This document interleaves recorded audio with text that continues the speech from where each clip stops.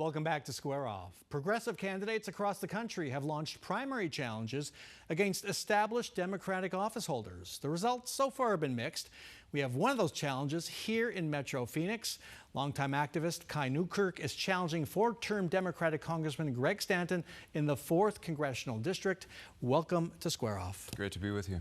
The 4th District does include parts of Ahwatukee, Tempe, Mesa, and Chandler, East Valley. How long have you lived there? Since 2018. 2018, okay. And Monday is a deadline for signatures, turning in your petition signatures. That's right. Will you have enough to get on the ballot? I'm confident we will. We've been inspired by all the volunteers that have come out to support our movement. If folks want to sign for me, they can go to kaiforaz.com. We're just building the biggest buffer that we can to make sure we can overcome a challenge. All right. So, why do you think Congressman Stanton needs to be replaced? I think we're in a time of extreme crisis for our nation, and we need leaders that are willing and ready to flip the tables of a corrupt status quo. For one example, I've seen and felt the pain that ICE is causing in our country up close and personal and among my loved ones. I don't think we just need to rein in ICE to end this violence. I think we need to abolish that agency, dismantle the Department of Homeland Security, and restructure how we do immigration enforcement to put humanity at the center.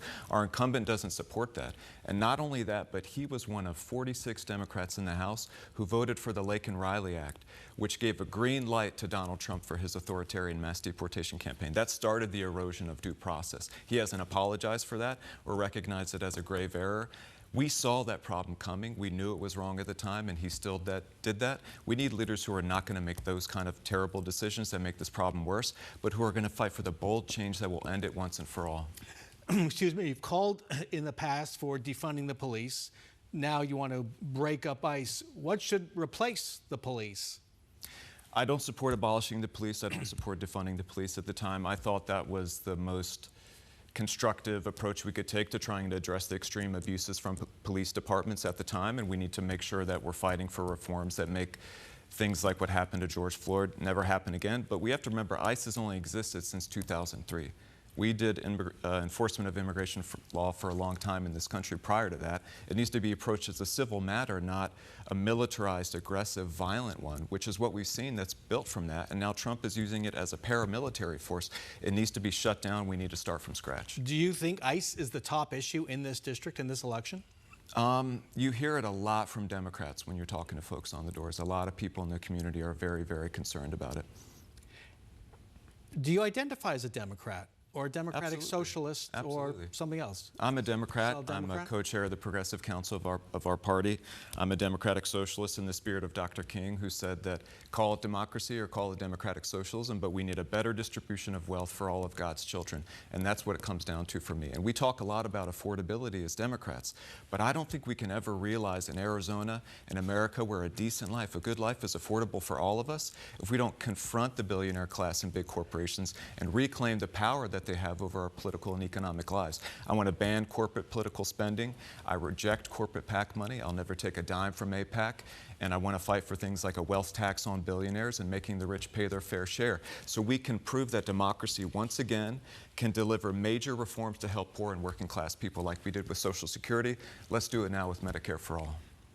Progressives lost big in the recent Illinois primaries. There have been mixed results during the election season. What lessons do you take away from those defeats? Well, a big one is that we had multiple candidates on the ballot fighting in the same lane as progressive challengers. That's just something we can't do. It's a huge strategic blunder. I don't think that's going to be the case in CD4. I think we'll have an opportunity for these major disagreements in the Democratic coalition to be debated. We're a Democratic Party. We believe letting the people decide. We believe debate is healthy.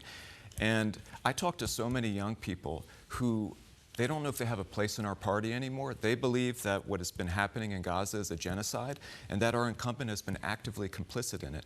Open Secret says that AIPAC is his top donor, and he has refused to take any step to hold this extremist Israeli government accountable for war crimes in Gaza and now this criminal war in Iran. I will never take a dime from AIPAC, and I'm going to fight to cut off the bombs and the military aid that are being used in those war crimes. And that's what most Democrats want. Okay. Do you want to get in a comment as Congressman Stanton has issued? He said, with Donald Trump making life harder and more expensive for working families and sending ICE to target our communities, I'm not backing down when it comes to building trust and earning the confidence of Arizonans. I won't be outworked. Kai Newkirk, best of luck. Thanks for bringing me on. Thanks for joining us.